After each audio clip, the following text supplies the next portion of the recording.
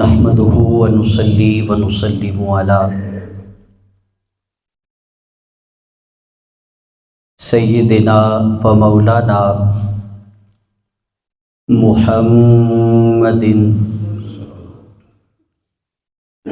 مکین الحنین الکریم الرؤوف الرحیم اما بعد فاعوذ باللہ من الشیطان الرجیم بسم اللہ الرحمن الرحیم قال اللہ تبارک و تعالی فی کلام المجید والفرقان الحمید وَلَقَدْ آتَيْنَكَ سَبْعًا مِّنَ الْمَثَانِي وَالْقُرْآنَ الْعَظِيمَ صدق اللہ مولانا العظیم وصدق رسولہ النبی الکریم قال اللہ تبارک و تعالی فی شأن حبیبہ مخبرا وامرا ان اللہ وملائکتہ یصلون علی النبی یا ایہا الذین آمنوا صلوا علیہ وسلموا تسلیما۔ تمام احباب حضور کی بارگاہ بے کس پناہ میں بڑی محبت، عقیدت اور احترام کے ساتھ ہدیہ درود و سلام پیش فرمائیں، کوئی زبان خاموش نہ رہے۔ الصلاۃ والسلام علیکہ یا سیدی یا رسول اللہ وعلی آلک واصحابک یا حبیب اللہ۔ الصلاۃ والسلام علیکہ یا رحمۃ للعالمین یا شفیع المذنبین یا خاتم النبیین یا جد الحسن والحسین بلغ العلا بکمالہ کشف الدجی بجمالہ حسنت جمیع خصالہ صلوا علیہ وآلہ۔ حشر میں جب ان کو سجدے سے اٹھایا جائے گا، ہم گناہ گاروں کی بگڑی کو بنایا جائے گا، اور یوں کہا سرکار نے کہ میرے یار غار کو 8 دروازوں سے جنت میں بلایا جائے گا، اور حضرت حسان کی ہمسائیگی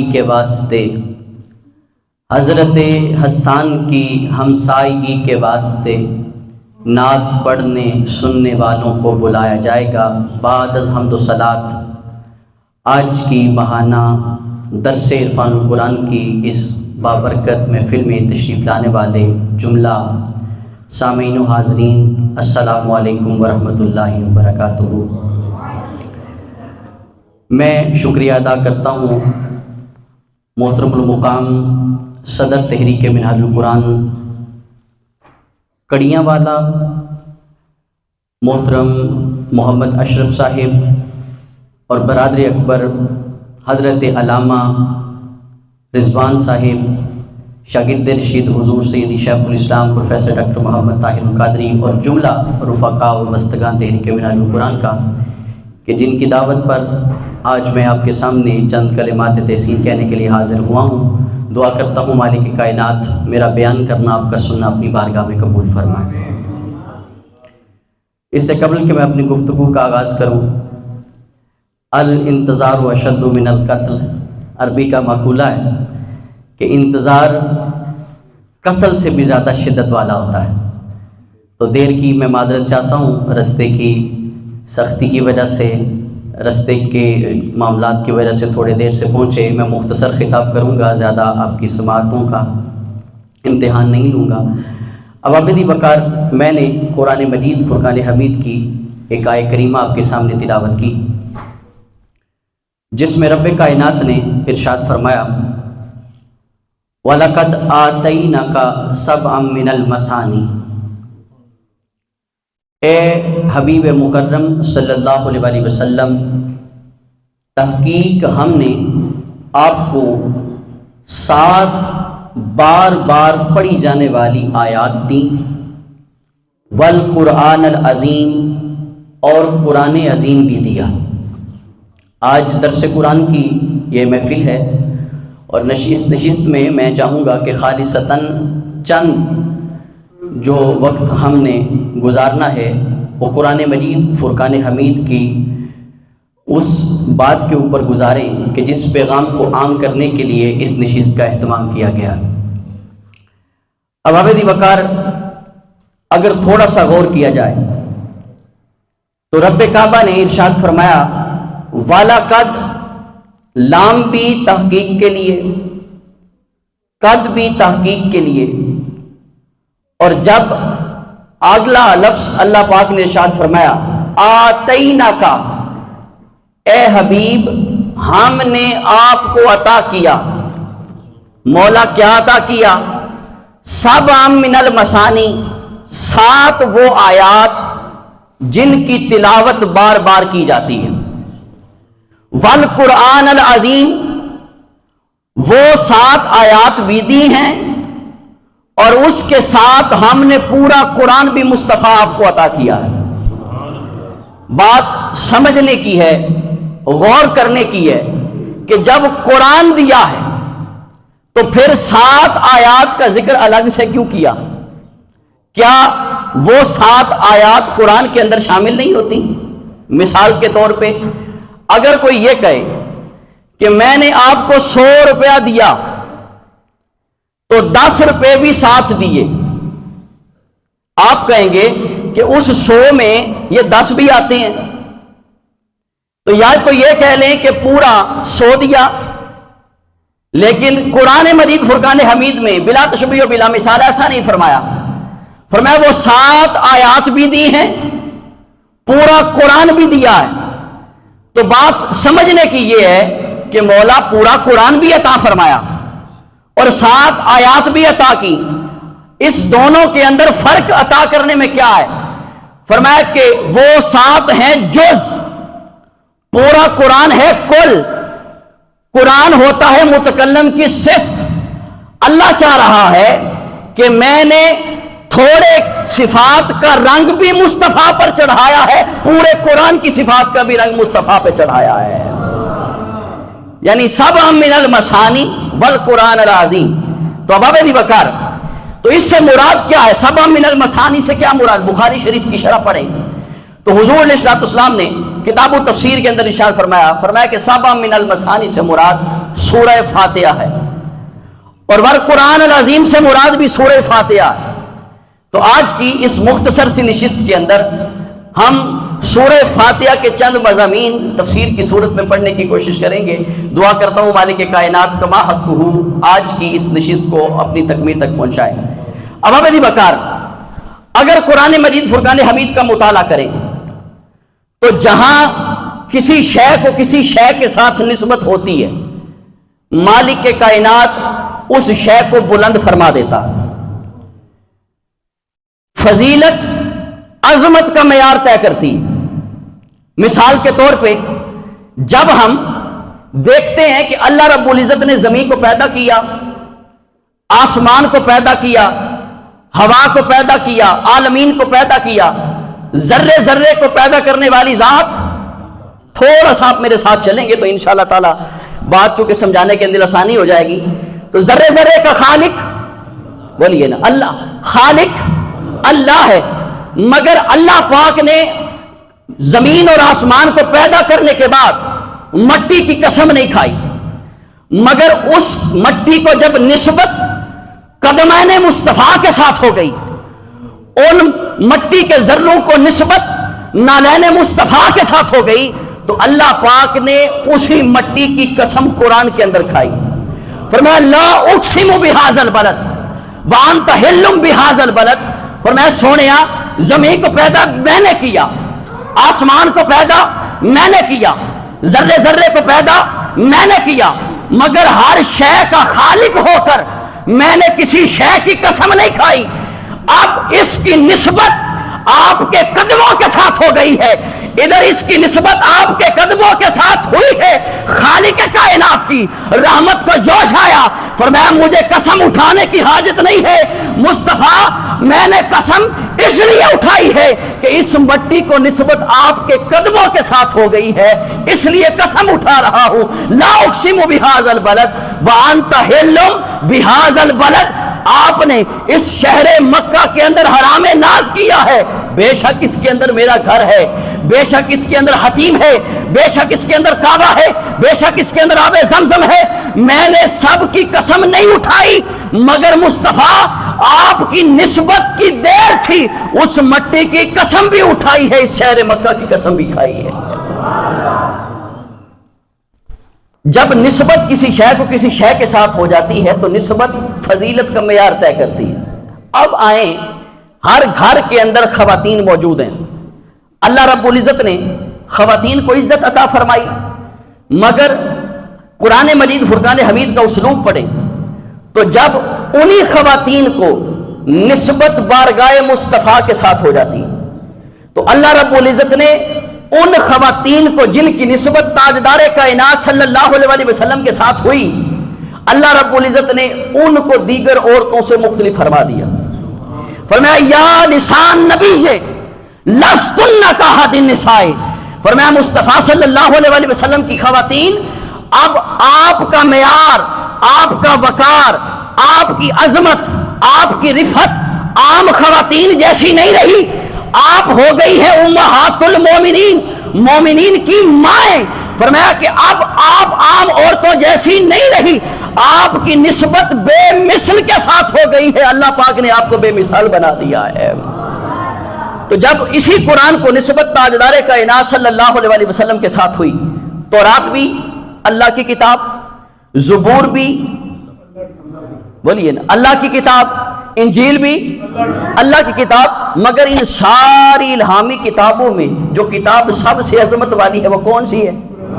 قرآن مجید۔ تو کیا وجہ ہے؟ باقی ساری کتابیں اللہ کا کلام نہیں؟ جی اب پریشان بیٹھے ہیں، باقی کتابیں اللہ کا کلام نہیں؟ اللہ کا کلام ہے، مگر اللہ رب العزت نے سارے کلاموں پر قرآن کو فضیلت عطا فرمائی۔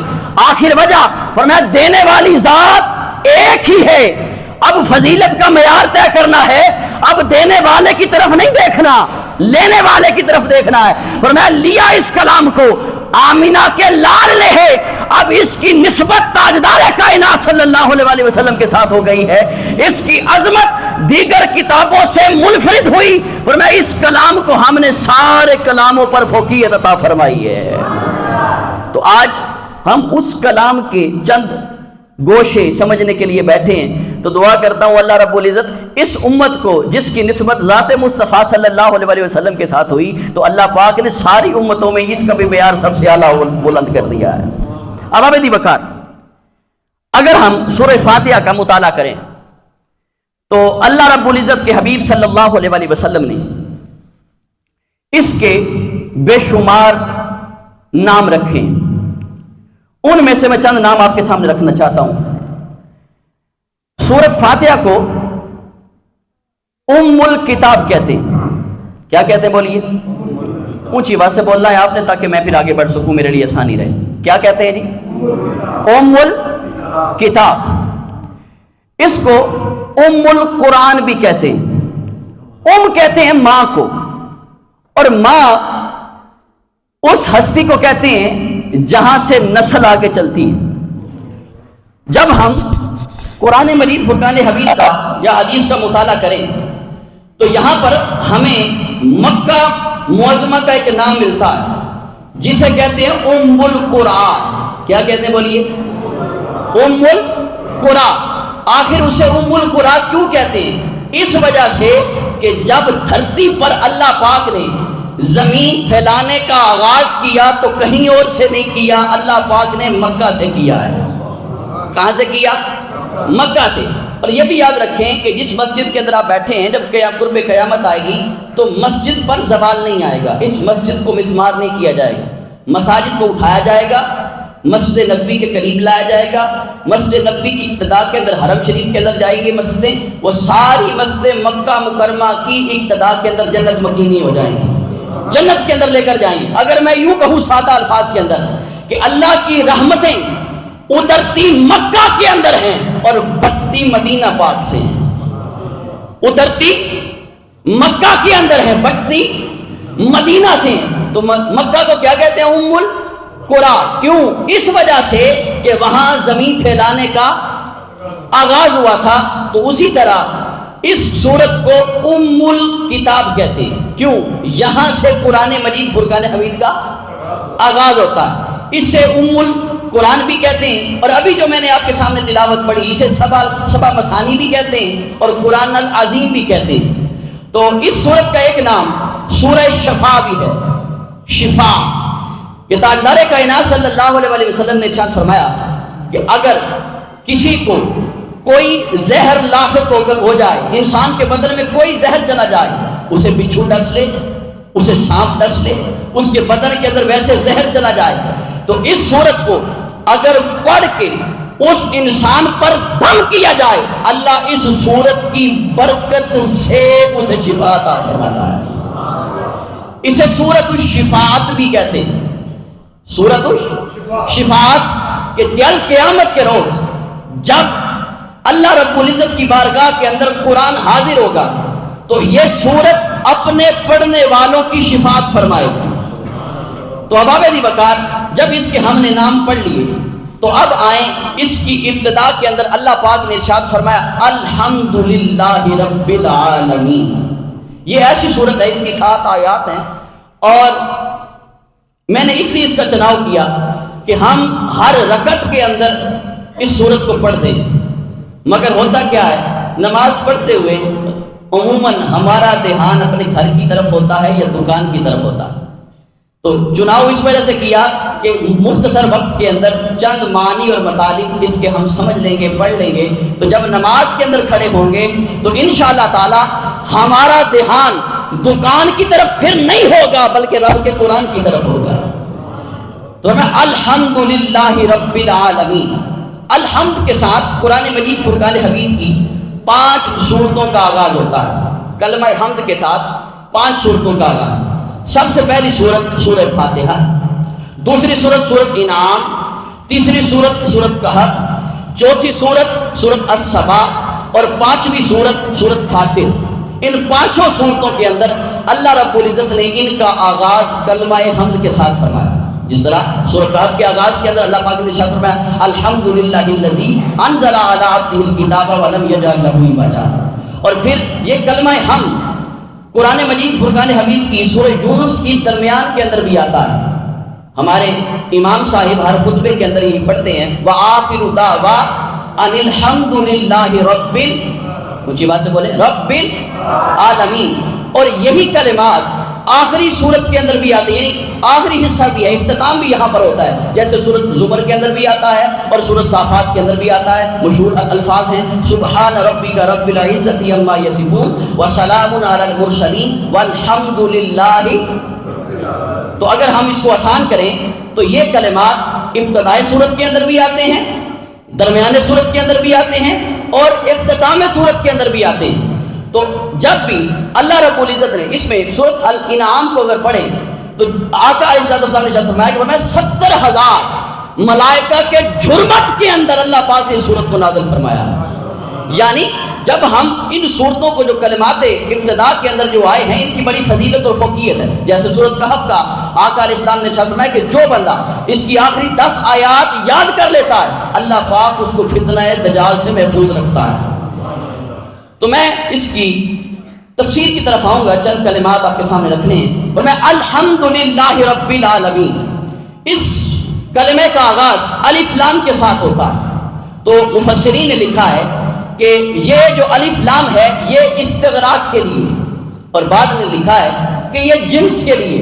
اگر ہم ان دونوں کا معنی اکٹھا کر لیں اور سمجھنے کے لیے اس کو یاد کر لیں کہ یوں ہوگا کہ حمد کہتے ہیں تعریف کو، ثنا کو، بڑائی کو، بزرگی کو، اچھائی کو، صفت کو، خوبی کو، اور میں جو بھی معنی کسی کی تعریف میں کریں اسے حمد کہتے ہیں، اسے حمد کہتے ہیں۔ اور الف لام جو آیا اس سے معنی یہ بن گیا کہ اب ہم جس شے کے اندر بھی تعریف کا پہلو دیکھیں گے اس کی تعریف بعد میں کریں گے، مولا کی تعریف پہلے کریں گے۔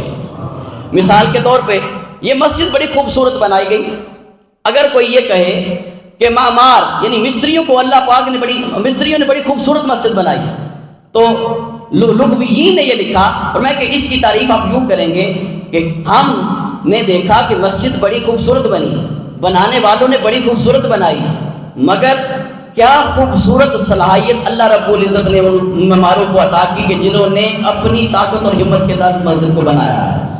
یعنی اگر پھول کو دیکھیں، اس کی خوشبو کی تعریف بعد میں ہوگی، مولا کی تعریف پہلے ہوگی۔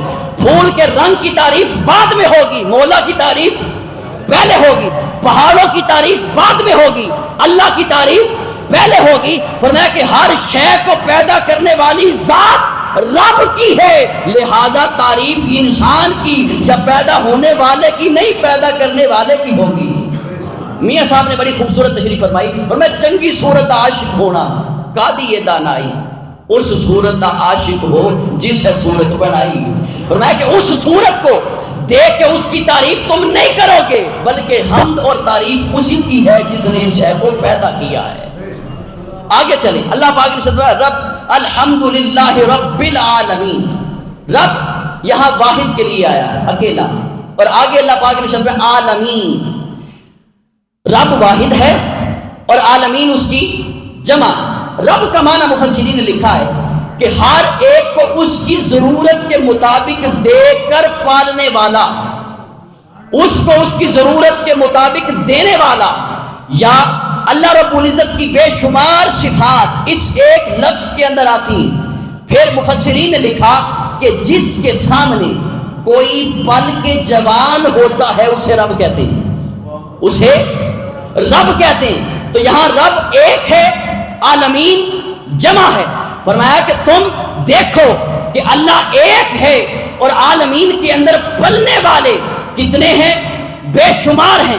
تم اپنے آپ کو بھی دیکھو، کائنات کے اندر حشرات کو بھی دیکھو، نباتات کو بھی دیکھو، چرند کو بھی دیکھو، پرند کو بھی دیکھو، جو جو تمہیں نظر آتا ہے تم ایک بات کا دھیان رکھو، وہ پالنے والا تمہیں تمہاری ضرورت کے مطابق تمہیں بھی پال رہا ہے اور اس شے کو بھی پال رہا ہے جس کو تم دیکھ رہے ہو۔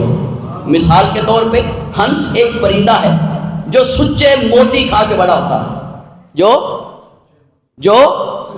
سچے موتی کھا کے بڑا ہوتا ہے۔ ہمیں اگر ضرورت پڑے نا سچے موتی کی تو ہم پنساری کے پاس جائیں تو پنساری سے ہمیں یقین نہیں آتا کہ یہ اصلی ہوگا یا نہیں، لیکن لکھنے والوں نے لکھا ہے کہ ہنس سچے موتی کھا کے بڑا ہوتا ہے۔ رب اس کو اس کی ضرورت کے مطابق دے رہا ہے، ہمیں ہماری ضرورت کے مطابق عطا فرما رہا ہے۔ تو باقی بکار رب یہاں واحد ہے اور عالمین جمع ہے۔ قرآن مجید فرقان حمید میں 968 مقامات ایسے ہیں کہ اللہ پاک نے اپنا تعارف رب ہونے کے حوالے سے کروایا ہے۔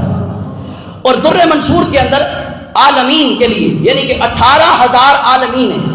اب آپ دیکھیں رب ایک ہے، عالمین ہیں 18,000، اس کے اندر مچھلیاں بھی ہیں، کینچوے بھی ہیں، ایسی مخلوقات ہیں کہ جن کے متعلق ہم تصور بھی نہیں کر سکتے۔ وہ رب اکیلا ہو کر ان ساری مخلوقات کو پال بھی رہا ہے، تدریجاً بڑا بھی کر رہا ہے، نقطہ کمال تک بھی پہنچا رہا ہے۔ تو میں الحمدللہ رب العالمین۔ آگے اللہ پاک نے ارشاد فرمایا الرحمن الرحیم، فرمایا کہ وہ مالک انتہا کا رحم کرنے والا ہے اور نہایت ہی مہربان ہے۔ الرحمن وہ نہایت رحمان ہے اور نہایت ہی رحم کرنے والا۔ اب آپ کی بکار بات چونکہ مشکل ہو رہی ہے، میں نے بالکل سادہ باتیں آپ کے سامنے کرنی ہیں، نہیں تفصیل میں جاؤں گا، مگر 2-3 باتیں آپ سن لیں۔ الرحمن علامہ صاحب تشریف فرمائے، یہ لفظ فعلان کے وزن پر ہے۔ ہر لفظ کو پیمان ماپنے کا، جانچنے کا ایک پیمانہ ہوتا ہے۔ جیسے اینٹ بناتے ہیں نا، تو اینٹ ڈالنے والوں کے پاس ایک سانچہ ہوتا ہے، سچا، جس کے اندر مٹی ڈالتے ہیں اور ساری اینٹیں ایک طرح کی بناتے ہیں۔ مور بھی ایک طرح کی، اینٹ بھی ایک طرح کی، وزن بھی ایک طرح کا، اور اس کی حیث بھی ایک طرح کی۔ ایسی بات ہے۔ تو اس طرح قرآن مجید فرقان حمید کے اندر لفظ چند اوزان پر آئے، وزن پر آئے کہ اللہ رب العزت نے اپنی جو صفت ہے یہاں پر رب کے بعد دوسری صفت رحمان ذکر فرمائی، اور یہ لفظ اللہ پاک کو اتنا پسند ہے کہ اس پر اللہ پاک نے ایک کامل سورت نازل فرمائی ہے۔ تو قرآن مجید فرقان حمید کے اندر 48 مرتبہ لفظ رحمان آیا۔ کتنی مرتبہ؟ 16 مرتبہ صرف اور صرف سورۃ مریم کے اندر آیا، اور الرحیم یہ فعیل کے وزن پہ ہے، 34 مرتبہ قرآن مجید فرقان حمید کے اندر آیا ہے۔ تو یہ جوڑے کی صورت میں الرحمن اور رحیم دونوں، الرحمن اور رحیم اکٹھا 6 مرتبہ کل قرآن مجید فرقان حمید کے اندر آیا۔ اب ہمیں نہیں بکار رحمان سے مراد کیا ہے؟ اگر کسی کو بھوک لگے تو کوئی بندہ یہ کہے کہ مجھے بھوک کی شدت ہو گئی ہے، اب میں نہیں بچوں گا، تو اس قسم کی بھوک کو کہتے ہیں جوعان۔ کیا کہتے ہیں؟ میں آپ کے ذوق کے مطابق کی بات کرنے لگا ہوں تاکہ آپ پریشان نہ ہو کہ علامہ صاحب نے کیسی باتیں چھیڑ دی ہیں، اتنا انتظار کیا ہے، تو اگر اس طرح کی باتیں تو پہلے اٹھ کے چلے جاتے۔ واپس سے کہہ ذرا سبحان اللہ۔ ہمارا مزاج نہیں ہے، لیکن آپ کی ذوق تباہ کے لیے میں نے کہا چلیں گے۔ تو بھوک لگی شدت کی، حالت یہ ہو گئی ہے کہ اب بندہ مرنے کے قریب ہو گیا، تو انسان کہے گا آنا جوعان، لفظ فعلان، اسی وزن پہ لفظ رحمان۔ پھر اگر کسی کو پیاس لگی شدت کی، مرنے کے قریب ہو گیا، تو کہے گا آنا عطشان، میں عطشان، یعنی اتنا پانی پینے کے قریب چلا گیا ہوں، نہ پیوں، پیاس کے قریب شدت اتنی ہو گئی، نہ پیوں تو مر جاؤں گا۔ تو پھر اسی لفظ پہ ہے طوفان۔ کیا ہے جی؟ طوفان، عطشان، جوعان، طوفان۔ اور اس وزن کے اوپر قرآن مجید فرقان حمید میں حضرت موسیٰ علیہ السلام کے لیے 2 مرتبہ یہ لفظ استعمال ہوا ہے، غضبان۔ کیا لفظ استعمال ہوا جی؟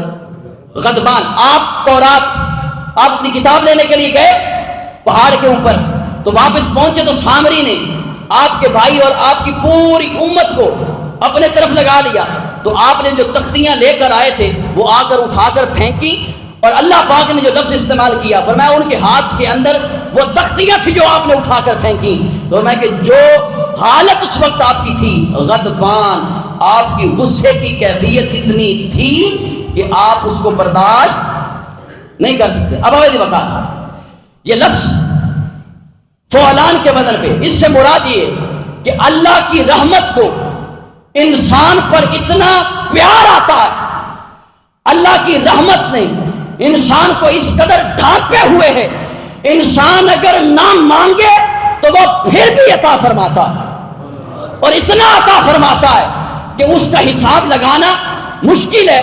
حضرت عیسیٰ علیہ السلام نے ارشاد فرمایا الرحمن الدنیا رحیم الآخرہ، فرمایا یہ عام ہے، مالک ہر انسان کو عطا فرماتا ہے، بے شک مومن ہے تب بھی عطا کرتا ہے، منافق ہے تب بھی عطا کرتا ہے، کافر ہے تب بھی عطا کرتا ہے، ایمان والا ہے تب بھی عطا کرتا ہے، اپنا ہے تب بھی عطا کرتا ہے، بیگانہ ہے تب بھی عطا کرتا ہے۔ تو فرمایا کہ یہ عام ہے، مگر الرحیم عام نہیں ہے۔ یہ قیامت کے روز جب اللہ رب العزت اپنی رحمت کے سائے کے نیچے صرف اور صرف مصطفیٰ کے امتیوں کو بلا کر سائے شفقت عطا فرمائے گا، فرمایا دنیا کے اندر وہ رحمان بھی ہے اور رحیم ہے، مگر آخرت کے اندر صرف اور صرف رحیم ہے، وہ مومنوں پر رحم فرمائے گا۔ فرمایا الرحمن الرحیم، الحمدللہ رب العالمین، الرحمن الرحیم، مالک یوم الدین۔ فرمایا کہ اللہ جو رحمان اور رحیم ہے، جو رب ہے عالمین کو پالنے والا ہے، اللہ نے جب عطا فرمایا، دیا، پالنے کے بعد، دینے کے بعد، صفت رحمانیت کا ذکر کرنے کے بعد اگلا جو لفظ استعمال فرمایا، جو جملہ ارشاد فرمایا مالک یوم الدین، فرمایا کہ سب کچھ میں نے تمہیں دیا ہے۔ اب ترکیب کے ساتھ ترغیب بھی ہو جائے، تم اس مسلسل رحمت کے اندر آ کر کبھی غافل نہ ہو جانا، ذہن کے اندر یہ بات بھی رکھنا، فرمایا جس مولا نے تمہیں سب کچھ عطا کیا ہے، کل قیامت کے روز وہ اس کا حساب بھی دے گا، اس کا حساب بھی دے گا۔ فرمایا مالک یوم الدین۔ اب تھوڑی سی توجہ چاہیے، مالک یوم الدین، کیا اللہ رب العزت ہر ساتھ کا مالک نہیں؟ بولیے ہر ساتھ کا مالک اللہ، ہر لمحے کا مالک اللہ، ہر ہفتے کا مالک اللہ، ہر سال کا مالک اللہ، مگر اللہ پاک نے اپنا تعارف چھوٹے حوالے سے نہیں کروایا، بڑے حوالے سے کروایا۔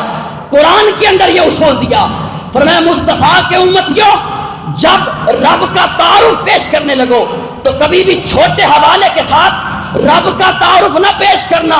میں قرآن کے اندر اصول بتانے لگا ہوں، رب کا تعارف چھوٹے حوالے کے ساتھ نہ کرنا، بڑے حوالے کے ساتھ کرنا۔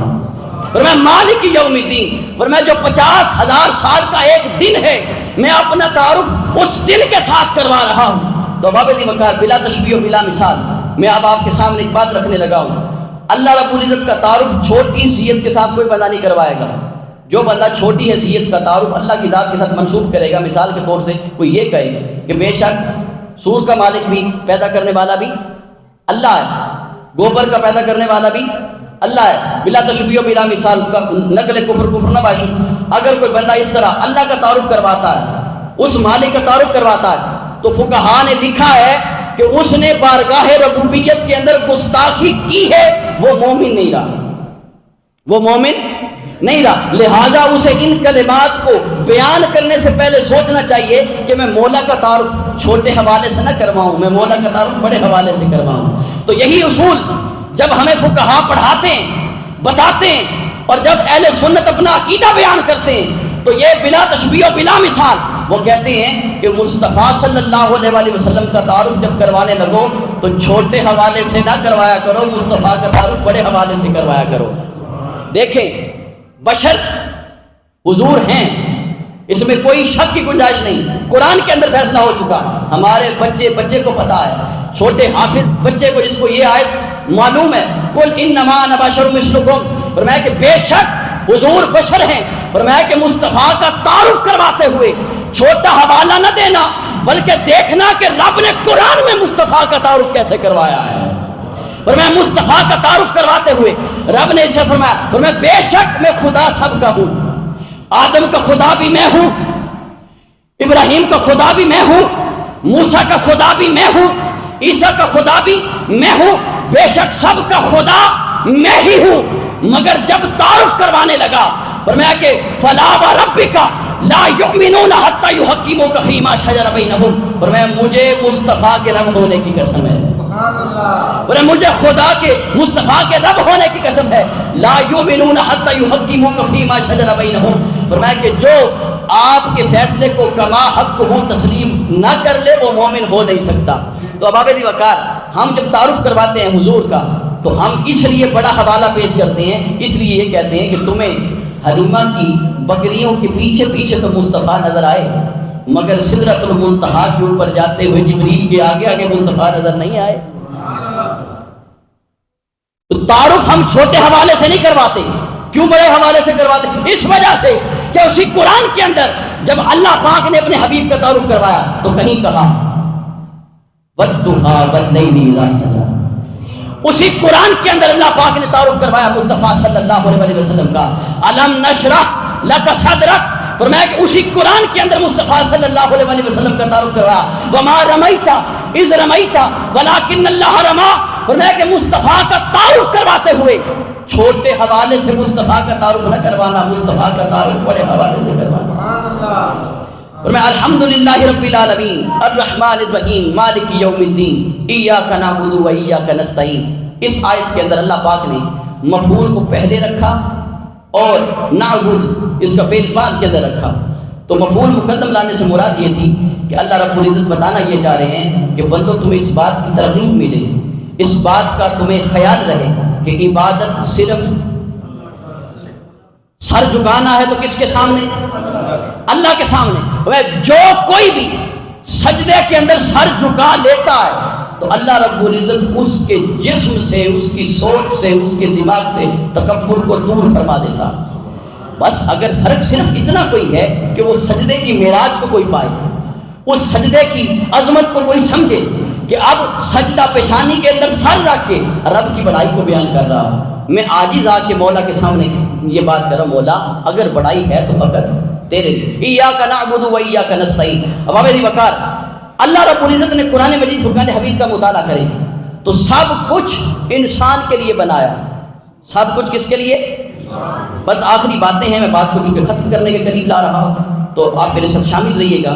پہلی حاضری ہے، میں چاہتا ہوں کہ چند باتیں آپ کا ذوق بھی شامل رہے اور میری بھی حاضری ہو جائے اور جو استادوں نے ڈیوٹی لگائی وہ بھی پوری ہو جائے۔ اور علامہ صاحب نے ایک ذہن بنایا تھا، پتہ نہیں علامہ صاحب آئیں گے تو کتنا جوش خطابت ہوگا، کتنا عالیشان خطاب کریں گے، میں تو فقط سبق سنانے کے لیے حاضر ہوا ہوں۔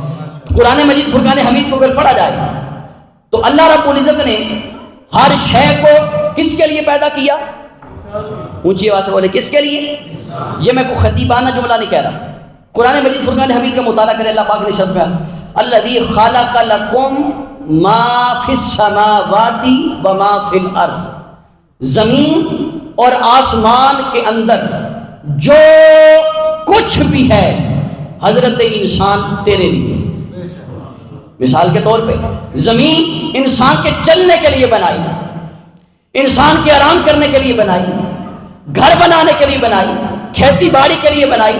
یہاں جو سبزہ اگتا ہے وہ جانور کھاتے ہیں، انسان اس سبزے میں سے بھی کھاتا ہے اجناس کی صورت میں، پھر وہ سبزہ جانور کھاتے ہیں، ان جانوروں کو انسان کھاتا ہے۔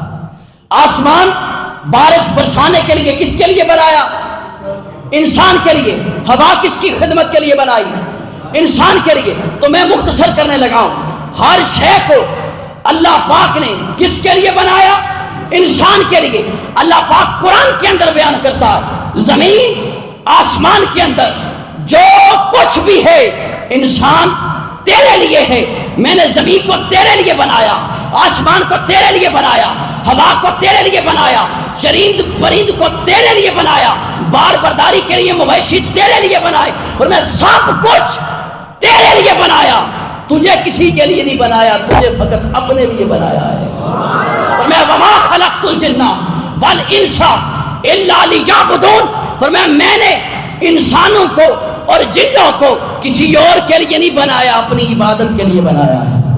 اب آپ بکار اگر انسان بندگی کی معراج کو پا لے تو انسان کو ملتا کیا ہے؟ اگر سورۃ صافات کا مطالعہ کریں تو اللہ پاک نے شرط سلام علی نوح فی العالمین، یہاں پر حضرت نوح علیہ السلام کی ایک صفت بیان ہوئی ہے، وہ صفت ابدیت ہے، وہ ابد ہے۔ تو طویل ہو جائے گی بات، میں صرف یہاں پر ایک آپ کو اشارہ دینا چاہتا ہوں۔ تو سلام علی نوح فی العالمین ان کذالک نجزی المحسنین انہ من عبادنا المؤمنین، اور میں سلام علی نوح، سلام علی ابراہیم، سلام علی موسیٰ و ہارون، سلام علی الیاسین، اور میں سارے نبیوں اور رسولوں کا ذکر کر کے پانچوں کا ادھر اللہ پاک نے ان کی ایک صفت عبادت کا تذکرہ کر کے ارشاد فرمایا، اور میں سبحان ربک رب العزت عما یصفون وسلام علی المرسلین والحمد للہ رب العالمین۔ مولا کیا ہوا؟ تو نے عرش سے فرش پر اپنے نبیوں اور رسولوں پر سلام بھیجا، فرمایا جو کوئی بھی صفت عبادت کے اندر مختص ہو جاتا ہے وہ میرا عابد بن جاتا ہے، زاہد بن جاتا ہے، سجدے کی لذت کو پا لیتا ہے، عبادت گزار بن جاتا ہے، چلتا تو فرش پہ ہے، میں عرش سے اپنے اس بندے پر سلام بھیجتا ہوں۔ تو بابے دی وقار ہم نے ابھی تک ایاک نعبد و ایاک نستعین تک پڑھا، یہی بات کو ختم کرنے لگا ہوں۔ صرف ایک بات اپنے ذہن کے اندر رکھ لیں کہ اگر کوئی بندہ اللہ رب العزت کی حمد نہیں کرتا، اگر کوئی بندہ حمد نہیں کرتا، اور ایسا بندہ جو حمد کرتا ہے، ایک کو جزا کیا ملے گی، دوسرے کو سزا کیا ملے گی؟ بڑی بہادری کرتے ہیں جی، وہ نماز نہیں پڑھتے جی، سجدہ دے لیں گے، سجدہ دے لیں گے، ٹھیک ہے دے لیں گے، مگر اس بھولنے والے کو شاید یہ نہیں پتا کہ میں اپنی مرضی سے نہیں دے رہا، سائیاں نے قبول ہی نہیں کیتے۔ وہ چاہتا نہیں کہ در پہ جھکے، اس نے اپنے در سے جدا کر دیا، اور میں کہ جا تو اپنی مستی میں، تو اپنے نشہ عمل میں گرفتار ہے تو گرفتار رہ، کبھی تو تجھے ہدایت ملے گی، کبھی تو میسر آئے گی، کبھی تو آگے جھکے گا۔ اور میں کہ جو کوئی بھی اللہ کی حمد کرتا ہے ہوتا کیا ہے، اور میں کہ اگر رب کی عطا کی ہوئی نعمتوں پر کوئی شکر کرتا ہے تو یہ بھی اس کی حمد ہے۔ اللہ کی دی ہوئی نعمتوں کے چھن جانے پہ اگر کوئی صبر کر لیتا ہے، اگر کوئی صبر کر، یہ بھی اس کی حمد ہے۔ تو ترمذی شریف کے اندر آتا ہے کہ اللہ رب العزت کسی ایسے بچے کی جو بھی معصوم ہے، اس کی فرشتوں کی ڈیوٹی لگاتا ہے کہ اس کی روح قبض کر کے میری بارگاہ کے اندر لے آئیں، تو وہ روح قبض کر کے مولا کی بارگاہ کے اندر لے جاتے ہیں، تو اللہ پاک ان سے ارشاد فرماتا ہے میرے بندے کا تم گلشن اجاڑ نہیں آئے؟ یہ ایک ہی تو پھول تھا اس کے گلشن کے اندر، کیا اس کا گلشن خراب نہیں ہو گیا؟ تو فرشتے جواب دیتے مولا اس نے آہوزاری نہیں کی، اس نے کوئی ایسے کلمے نہیں کہے کہ جس سے تیری ذات کے اوپر کوئی حرف آئے، اس نے واویلا نہیں کیا، اس نے چند کلمات کہے جس کی تو نے تلقین کی تھی، ان للہ و انا الیہ راجعون، مولا تو نے دیا ہے اور آج واپس لے لیا، تو نے عطا کیا میں تب بھی راضی تھا، تو نے لے لیا میں تب بھی راضی ہوں۔ فرمایا کہ اب ایسے کرو کہ میرے اس بندے نے جو یہ کہا ہے کہ مولا تیری عطا پہ راضی، تیرے لینے پہ بھی راضی، اب کرو اس طرح کہ میرے اس بندے کے لیے بیت الحمد بنا دو۔ کیا بنا دو؟ جنت کے اندر ایسا گھر بناؤ جس کی تختی کے اوپر حمد لکھی ہوئی۔ کیا لکھا ہوا ہے؟ ہم گھر کے باہر اپنا نام لکھتے ہیں نا تختی کے، تو اللہ پاک کے جو نیکوکار بندے ہیں، جو اللہ کی نعمتوں پہ شکر کرتے ہیں، اس کی توصیف کرتے ہیں، اس کی حمد کرتے ہیں، اس کی ذات کا ذکر کرتے ہیں، اس کو یاد کرتے ہیں، تو ہوتا کیا ہے؟ فرمایا کہ اب یہ بندے زمین پہ بیٹھ کے میرا ذکر کر رہے ہیں، ہم آسمانوں کے اندر ان کے لیے جو آنے کا بندوبست کر رہے ہیں، یہ ابھی آئے نہیں، جنت کے اندر گھر اللہ نے پہلے تیار فرما دیا ہے۔ تو بیت الحمد۔ اور اگر کوئی اللہ کو یاد نہیں کرتا تو اس کے ساتھ کیا معاملہ ہوتا ہے؟ تو اللہ پاک نے قرآن مجید فرقان حمید کے اندر ارشاد فرمایا نسوا اللہ، جو اللہ کو بھول جاتا ہے، فانساہم انفسہم، فرمایا کہ ہم اس کو اس کی جان سے بلا دیتے ہیں، اس کو اس کی جان سے دور کر دیتے ہیں، وہ اپنے آپ سے عاری ہو جاتا ہے، وہ خود شناس نہیں رہتا، خدا شناس کیسے ہو سکتا ہے؟ تو علامہ اقبال علیہ رحمہ نے یہاں پر ہی کہا تھا، اپنے من میں ڈوب کے پا جا سراغ زندگی، تو میرا نہیں بنتا نہ بن، اپنا تو بن۔ اور اگر کوئی حمد کرتا ہے، ذکر کرتا ہے، تو پھر علامہ اقبال علیہ رحمہ نے اسی کا جواب دیا، فرمایا عروج ابن آدم سے انجم سہمے جاتے ہیں، عروج آدم خاکی سے انجم سہمے جاتے ہیں کہ یہ ٹوٹا ہوا تارا کہیں میں کامل نہ بن جائے۔ فرمایا کہ یہ اگر چاند بن گیا تو ستاروں کو اس کے سامنے جھکنا پڑے گا۔ فرمایا کہ مولا ہم تیری عبادت کرتے ہیں، تیری حمد کرتے ہیں، تیرا ہی ذکر کرتے ہیں، ایاک نعبد و ایاک نستعین، فرمایا مولا عبادت بھی تیری کرتے ہیں، مدد بھی تجھی سے مانگتے ہیں۔ تو بابے دی وقار، میں اپنی گفتگو کو یہیں ختم کرتا ہوں، بس انہی کلمات کے ساتھ کہ اگر ہم قرآن مجید فرقان حمید کا مطالعہ کریں، اس صورت کے اندر اللہ پاک نے اپنی ذات پر صفات کو مقدم رکھا، اپنی ذات پر صفات کو، پہلے ذات کا بیان ہے اللہ، اس کے ساتھ صفات کا ذکر ہے، تو ذات کو صفات پر مقدم رکھا، ذات کو صفات پر، اونچی آواز سے بولے، ذات کو صفات پر، ذات اللہ نے پہلے رکھی ہے، صفات بعد میں رکھی ہیں۔ اللہ رب العزت نے اس دنیا کو پہلے رکھا ہے، اس صورت کے اندر، آخرت کو بعد کے اندر رکھا ہے، دنیا کو پہلے اور آخرت کو بعد کے اندر رکھا ہے۔ اللہ رب العزت نے عبادت کو پہلے رکھا ہے، استعانت کو بعد کے اندر رکھا ہے۔ اور میں تم پہلے میری عبادت کرو، میری ریاضت کرو، مجھے یاد کرو، اس کے بعد میری بارگاہ میں آ کے مجھ سے مانگو، مجھ سے مانگو۔ مانگنا کیا ہے؟ اور میں کہ اگر کوئی سخی ایسا ہوتا ہے جو رزق بانٹتا ہے، ہدایت بانٹتا ہے، رزق بانٹتا ہے، سب کچھ بانٹنے کے بعد اگر وہ خود سکھائے کہ ایسا کرنا کہ یہ میں تمہیں بتا رہا ہوں، یہی کلمات آ کے میرے در پہ کہہ دینا، تو سوچئے نا اس کی عنایات کا عالم کیا ہوگا، اس کے دینے کا عالم کیا ہوگا۔ اللہ نے اس صورت کے اندر بندے کو دعا بھی خود سکھائی ہے، اور دعا سکھانے کے بعد مانگنے کا طریقہ بھی خود سکھایا ہے، الفاظ بھی خود سکھائے ہیں۔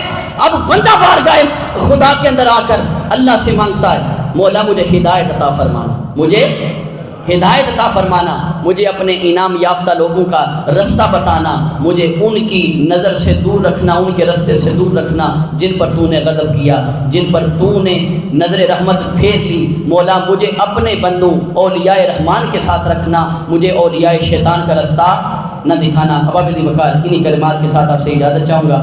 یہ میں شروع میں نام لینا بھول گیا، آج کی اس مجلس میں خصوصی طور پر شریک ہوئے سید شوکت شاہ صاحب امام مسجد حاضہ، اور برادر اکبر محترم المقام حضرت علامہ محمد رضوان صاحب خطیب مسجد حاضہ، اور ڈاکٹر سجاد احمد صاحب صدر TMQ، مرزا وقاص صاحب صدر MYL، اور ناظم صاحب صفدر شانتل، یہ مجھے نام چکے نہیں سمجھ آ رہے، آپ کے علاقے میں حاضری بھی نہیں ہے۔ اللہ رب العزت آپ سب کا آنا اپنی بارگاہ کے اندر قبول فرمائے، اور جو ٹوٹے پھوٹے الفاظ آپ کے سامنے رکھے، اللہ رب العزت اگر اس میں کوئی کمی بیشی ہوئی تو معافی کا خاصگار ہوں، معافی عطا فرمائے۔ وآخر دعوانا الحمدللہ رب العالمین، دعا کے اندر شامل ہو جائیں۔ الحمدللہ رب العالمین والعاقبۃ للمتقین والصلاۃ والسلام علی سید الانبیاء والمرسلین ربنا ظلمنا انفسنا وان لم تغفر لنا وترحمنا لنكونن من الخاسرين رب اشرح لي صدري ويسر لي امري واحلل عقدة من لساني يفقهوا قولي اللهم انی اسألک علما نافعا ورزقا طیبا وعملا متقبلا۔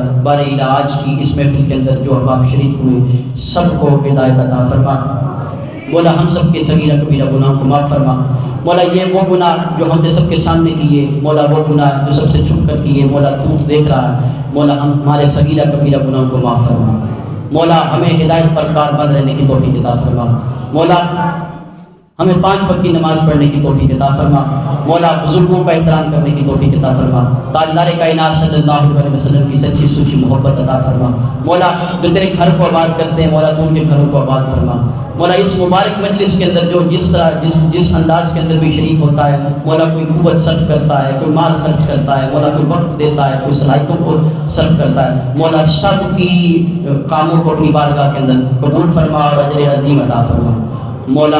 ہم سب کو تاجدار کائنات صلی اللہ علیہ وسلم کی غلامی عطا فرما، آقا علیہ السلام کا ادب عطا فرما، حضور علیہ السلام کے صحابہ، حضور کے اہل بیت کے ساتھ وابستگی عطا فرما مولا۔ حضور سید شیخ الاسلام پروفیسر ڈاکٹر محمد طاہر القادری مدد اللہ علیہ آپ کو عمر خضری عطا فرما، عمر خضری عطا فرما مولا۔ آپ کی گلشن کی خیر فرما مولا۔ آپ کی نسبت کے ساتھ جو بھی متوسل ہوئے جڑے مولا، سب کے گھروں کے اندر آبادیاں عطا فرما، سب کے گھروں کو آباد فرما مولا۔ جو کسی حال کے اندر پریشانی میں مبتلا ہے مولا، ان کی پریشانی کو دور فرما مولا۔